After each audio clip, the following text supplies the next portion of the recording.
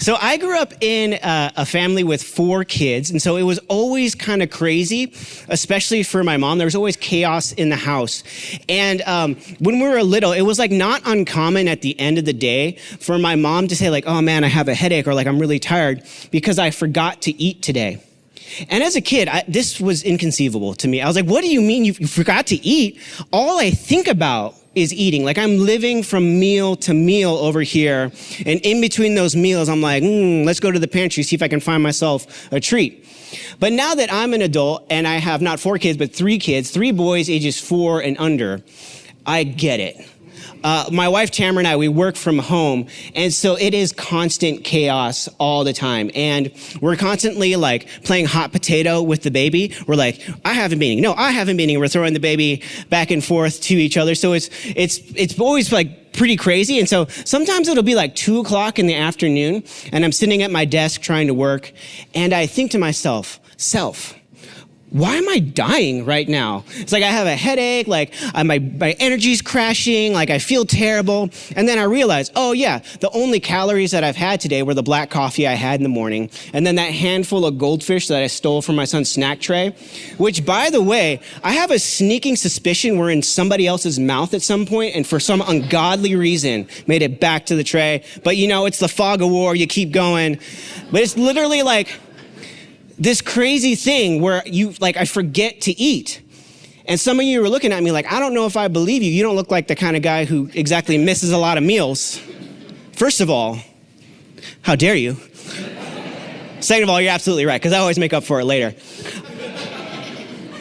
But hunger can be this sneaky thing. Other times though, it's like front and center. Like, have you ever fasted before? Like whether it was for like a medical procedure or for your health or as a spiritual discipline. That is the kind of hunger that you can see coming from a mile away. And I'm not going to stand up here and tell you that I fast all the time because I don't.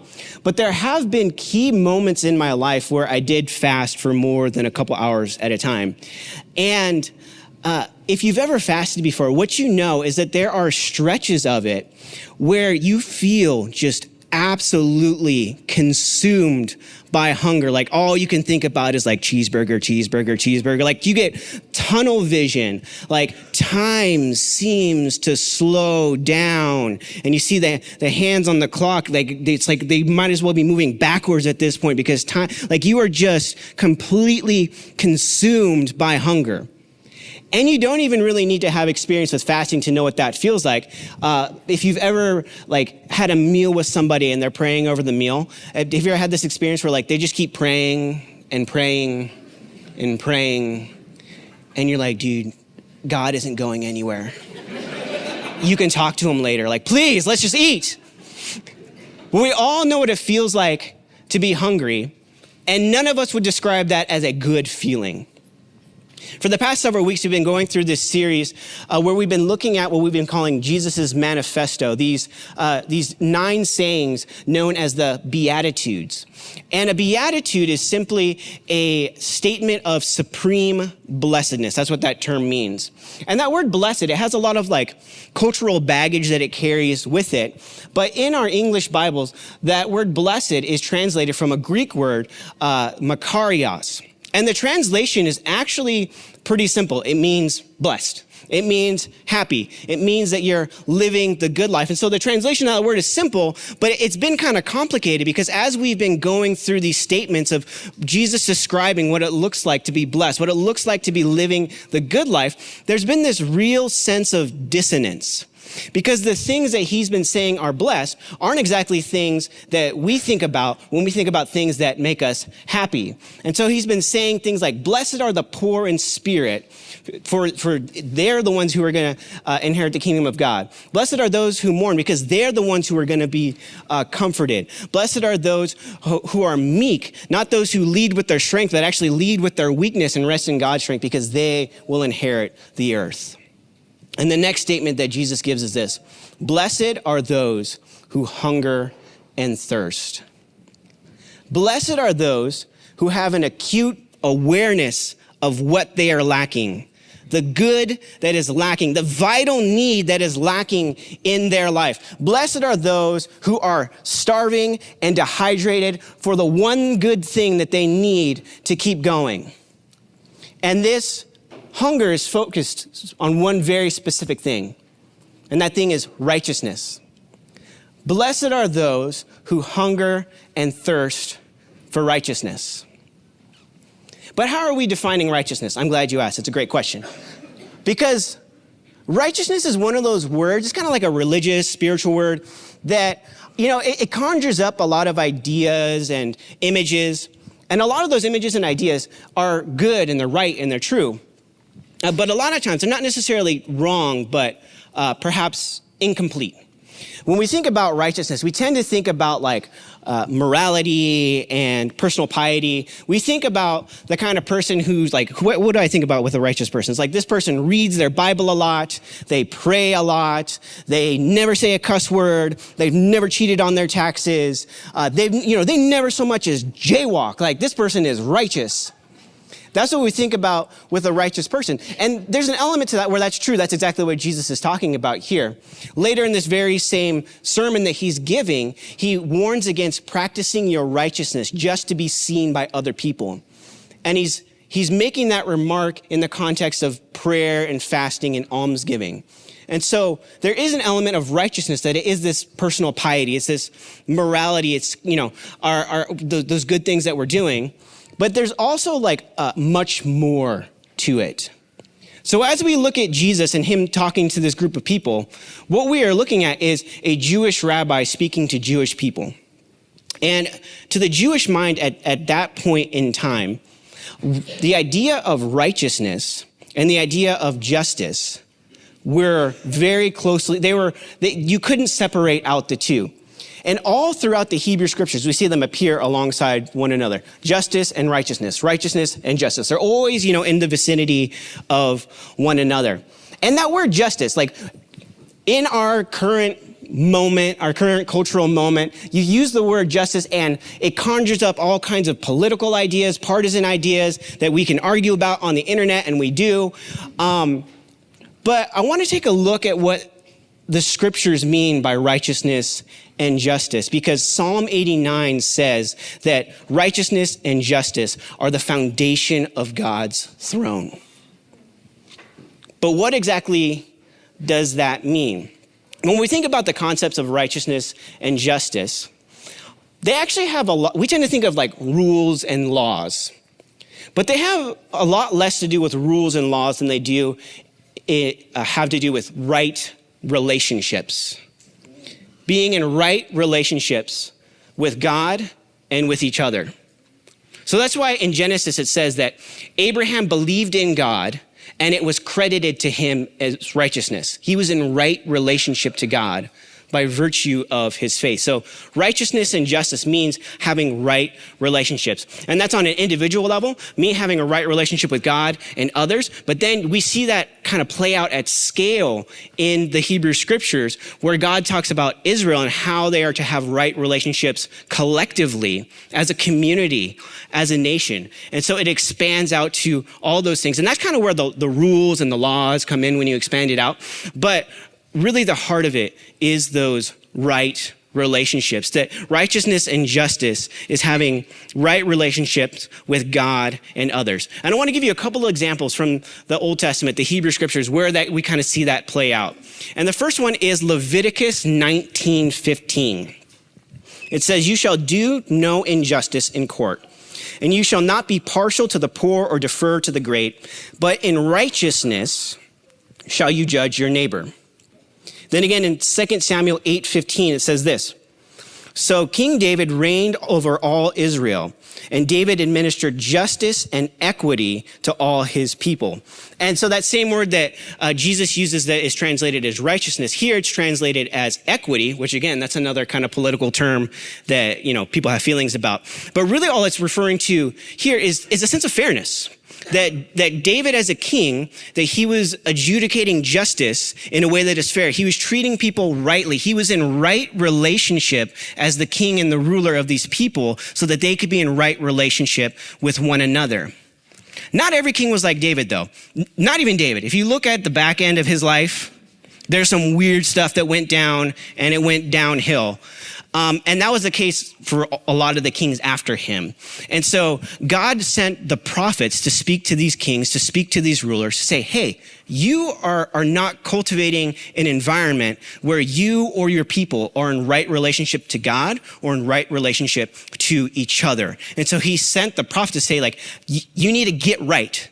And so you can see this in just a couple of examples. In Jeremiah 22:3, it says this: "Thus says the Lord, do justice and righteousness, and deliver from the hand of the oppressor him who has been robbed. And do no wrong or violence to the resident alien, the fatherless, and the widow, nor shed innocent blood in this place." And that those three groups always seem to appear alongside one another: the orphan, the widow, and the sojourner, or the resident alien. Ezekiel 45:9 says this: "Thus says the Lord God, enough, O princes of Israel, put away violence and oppression, and execute justice and righteousness. Cease your evictions of my people, declares the Lord God." And what Ezekiel is speaking to there specifically is that there were these people that were powerful and influential in Israel who were taking land from poorer and less influential people simply because they could. And Ezekiel is this crazy book because on the one hand you have like visions of angels who look like wheels and all kinds of crazy stuff. But he actually also talks a lot about economic injustice. He talks about people oppressing one another with loans with exorbitant interest rates so that functionally you can enslave somebody else. If you have a home loan, we should send some of these verses to the Fed at some point. But God had this covenant with Israel. And part of that covenant was that he said, I'm always going to be your God and you're always going to be my people. But another part of that covenant was that Israel, if you don't have a right relationship with me and you don't have a right relationship with each other, if you fail to do righteousness and justice, then you are going to become the victim of unrighteousness and injustice. If you become oppressive, then you are going to experience oppression. And that's exactly what happened. Israel failed in its righteousness in terms of its personal piety. We think about the fact that they were going after pagan idols, false gods that they would offer sacrifices to. There was a failure in their personal righteousness, of personal piety. But kind of wrapped up into that whole same thing was all manner of injustice, because involved in that pagan worship was the oppression of women who were forced to become temple prostitutes, and even their own children they would sacrifice on altars of fire. And so there was this real, oppressive regime that had been cultivated not over years, not over decades, but over generations. I mean, just that the economic injustice, the worshiping false idols, the oppressing women, the sacrificing children, all of this was just like cultivated generation over generation over generation. And so because they had cultivated that environment, they then became a victim of that environment. And so for the next about 600 years, between then and when Jesus is talking, Israel had been passed around from ancient empire to ancient empire that had been oppressing them. And they would tax them. At one point, their temple was destroyed. They rebuilt it, but then the temple was profaned again. They were persecuted. They were controlled. And every single time that they tried to rise up and gain freedom again, they were crushed under the boot of empire.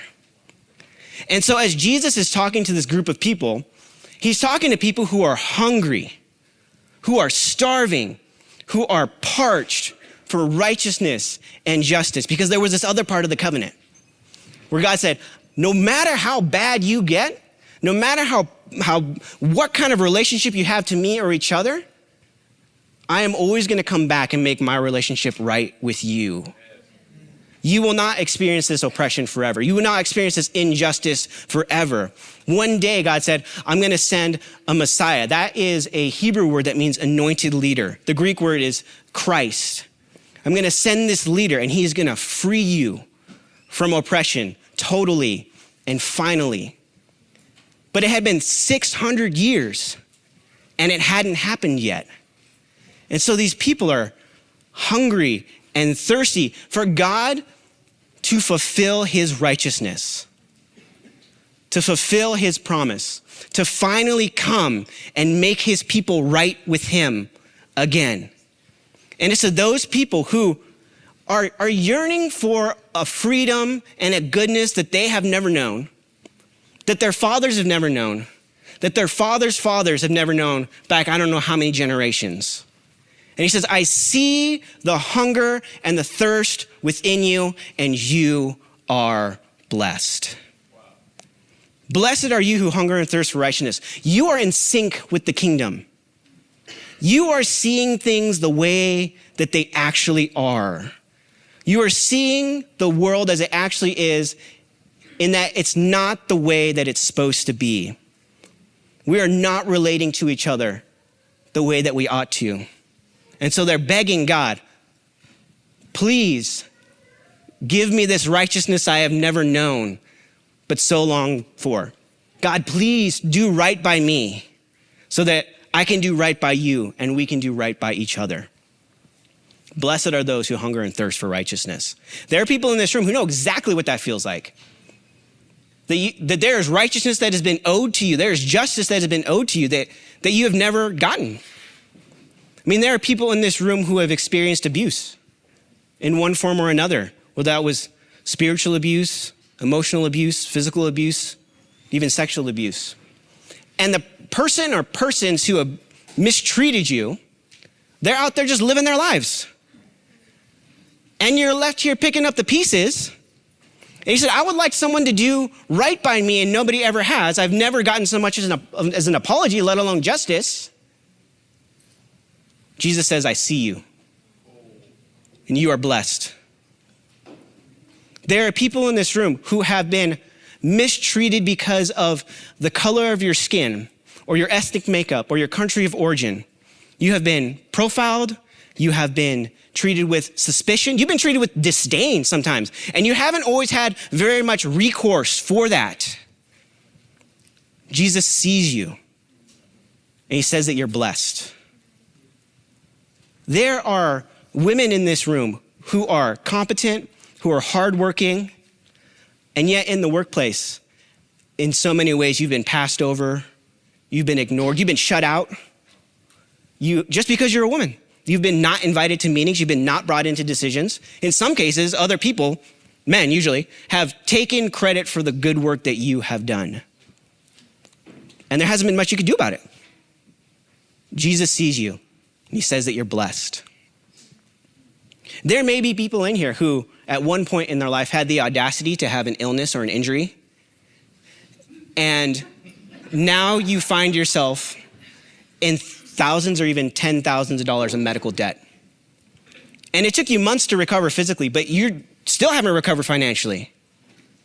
You're still trying to pay off your knee or your kidney, or you're trying to pay off just just for the privilege of not dying.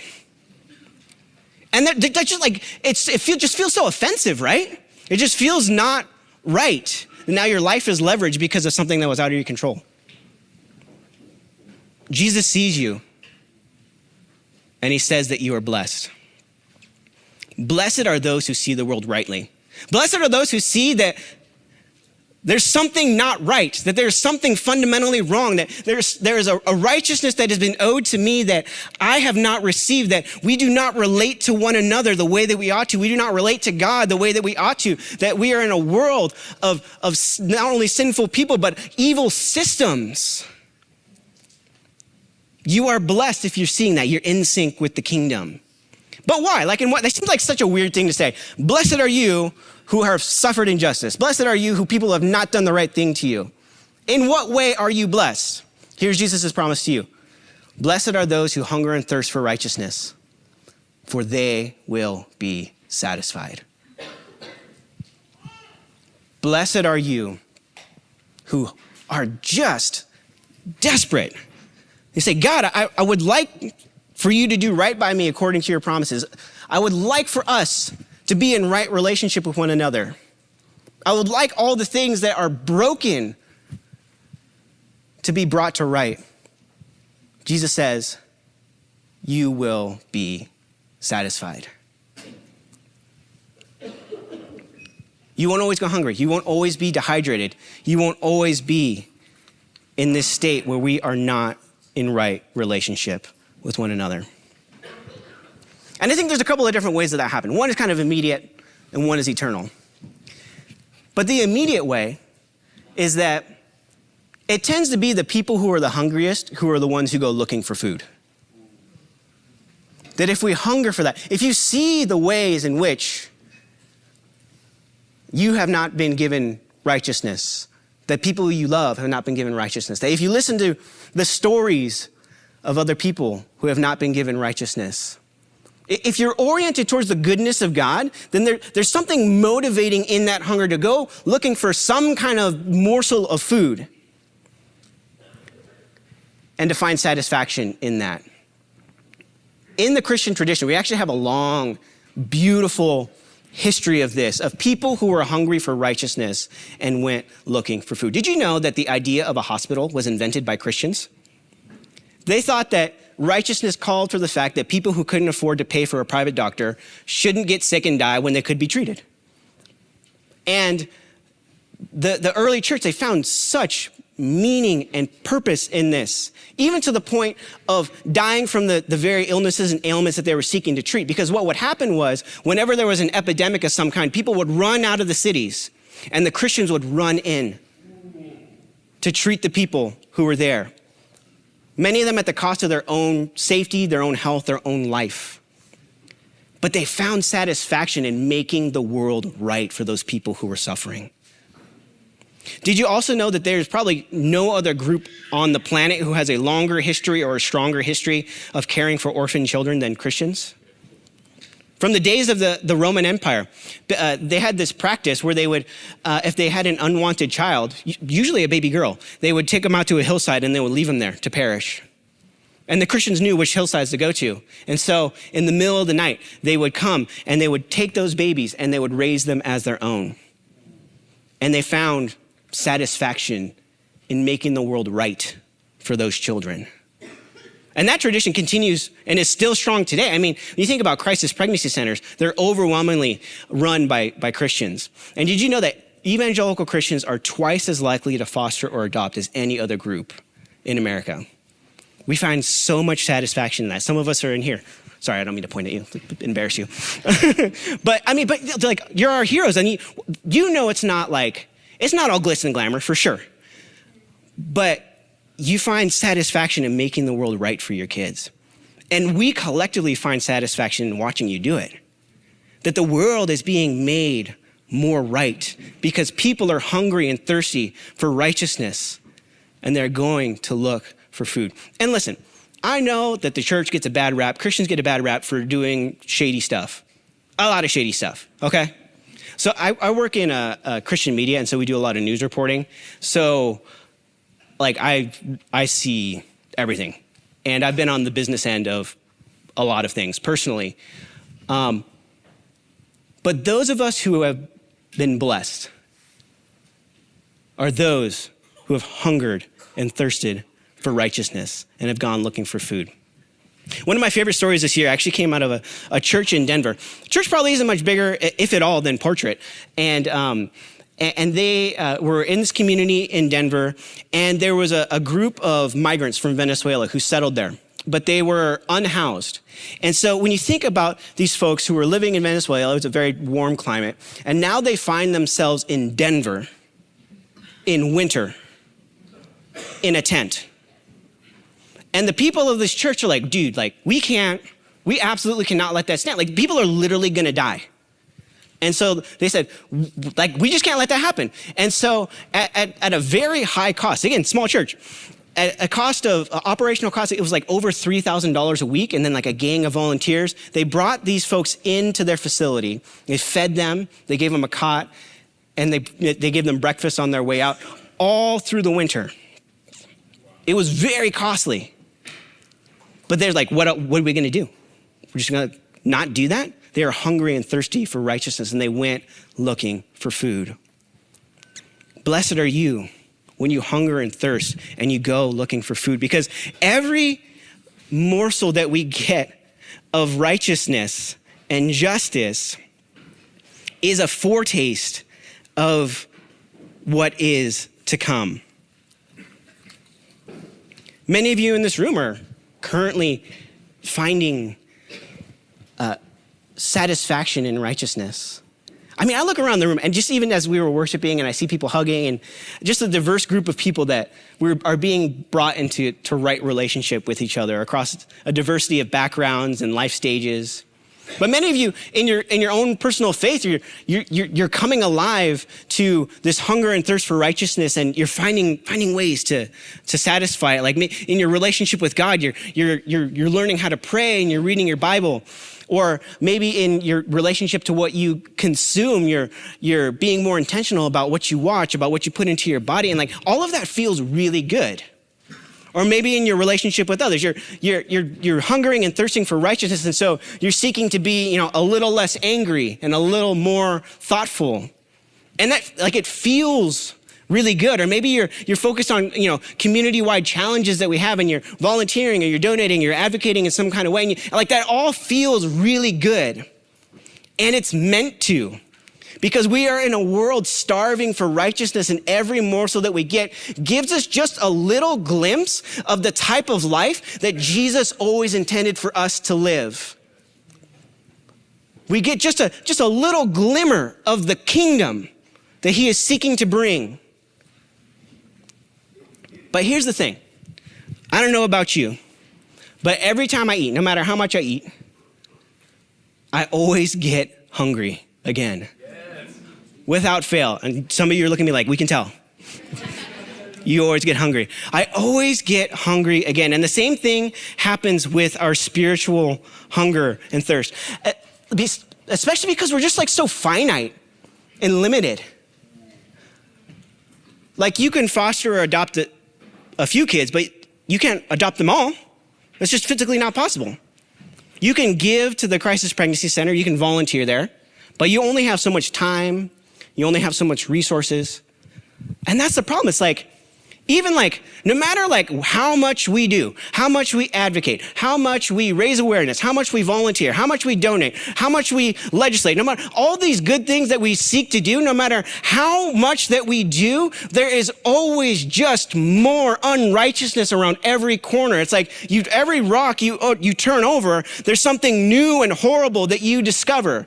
And like, even if you're like crushing it, like on one specific issue, like you're like, you know what? Like, I'm going to laser focus on this thing that I am going to, put all of my effort into this, making this thing right for people that are created in the image of God. And you are just like killing it. Like you are doing so much. You're making such a big impact. Even if you're doing that, if you step back one step, you look around and there are all these other issues of unrighteousness and injustice that you don't even have time to learn about, to even care about, even know about sometimes.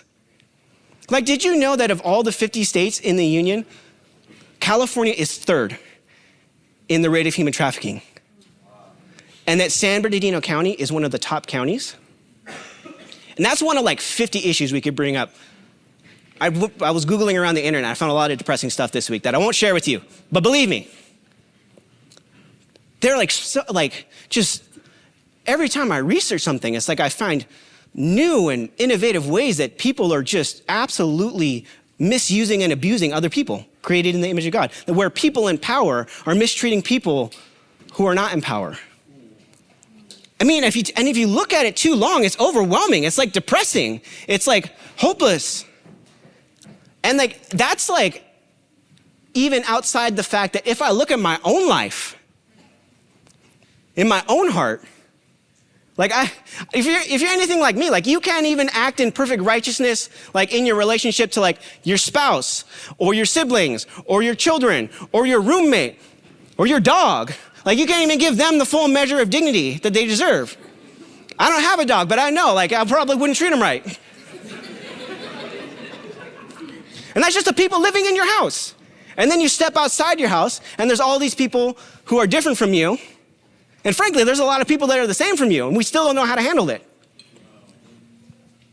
And it pops up like in our hearts, like all the time. Like I was at Costco this week and it was crazy. Costco's always crazy. You just have to do like breathing exercises before, like as you're driving up. And I was doing that and I was very calm. And I roll up, there's like this prime parking spot. Someone's like about to pull out. They pull out, someone zooms in. Dude, the thoughts in my heart. And I was like, dude, like you're probably like the worst person in the world. Like you probably kill puppies. Like you're just an awful, terrible human. And like, I would like to say that like I reacted, I didn't like overreact and like honk and like run up on him because like I'm a really righteous, like pious person. But the truth of the matter is that his windows were tinted. And so I was like, is this a big person? Does this look like the type of person who have a gun? Even in my calculus to keep peace is like unrighteous. Like, there's so much like wickedness in me. There's so much like lack of faith in me, so much lack of compassion in me. I can't even get my own self. I'm like getting mad about injustices out there that I see all the time. Look at all these horrible things that are happening out there. Look at all the horrible things that are happening in here. In the words of the great theologian Taylor Swift, it's me. Hi. I'm the problem, it's me. And it's just so like depressing. If you just think, like no matter what we do, like there's always a righteousness to be fulfilled. Are you feeling hungry yet? If so, you're blessed. Because you will be satisfied. You won't always be hungry. One day, we are gonna feast on righteousness. And that is because God is gonna come to fulfill his righteousness in us. There's this interesting scene at the beginning of Jesus's ministry, his baptism. And he gets into the water with John the Baptist. And John's like, dude, like, I shouldn't baptize you. You should baptize me. And Jesus says this interesting thing. He says, it's fitting that you should baptize me so that I can fulfill all righteousness. In other words, what Jesus was saying is that the Messiah has come. The kingdom of God is at hand. The righteous king is here. The Christ is here to bring his people back into right relationship with him. And this Messiah, this Christ, this anointed one, isn't just any man. It is God himself entering into space and time to bring his people finally and ultimately back into relationship with him. And so in Jesus comes the promise that all oppression will come to an end. All injustice will come to an end. All unrighteousness will come to an end. His kingdom will come and his will will be done on earth as it already is in heaven. And it's already begun. We're already seeing every glimmer that you see is but a foretaste of what is to come. But for now, we're hungry. For now, we're thirsty.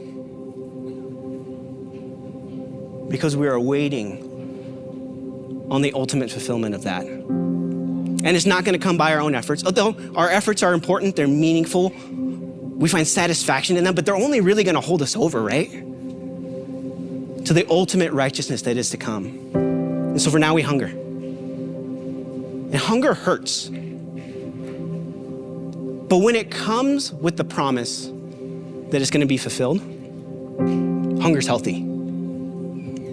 We worry about people who aren't hungry. It's a sign that you're sick. Whether you have cancer or you have a cold, sick people don't tend to eat. My 10-month-old son, he was 10 months old at the time, last month, he had this really bad ear infection. And he had like a round of antibiotics and that didn't work and they gave him another round of antibiotics and he was just in a bad way.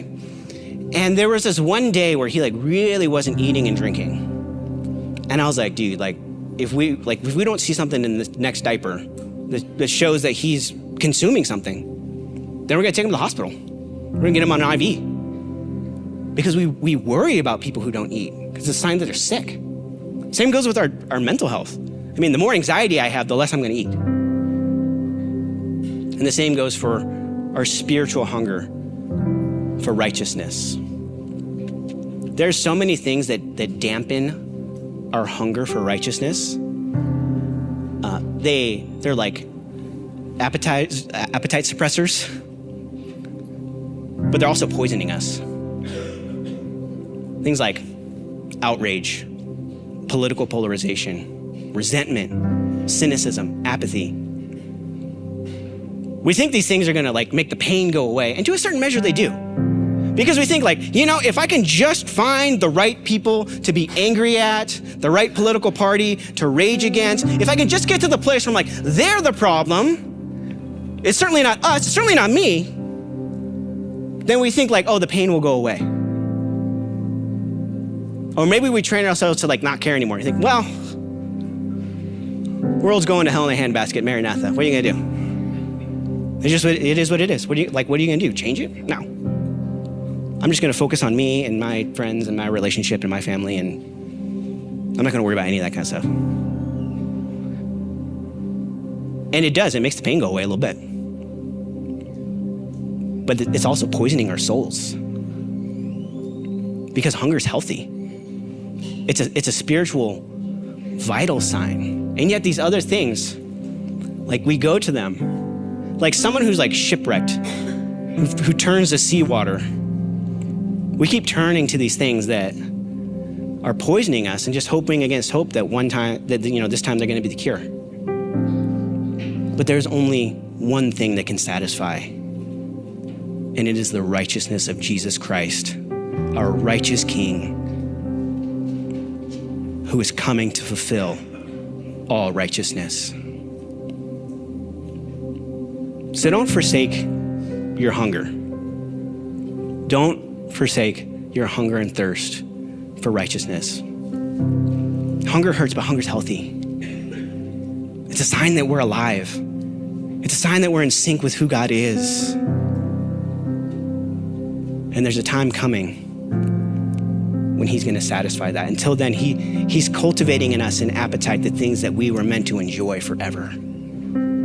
Until the day when he himself comes to satisfy them.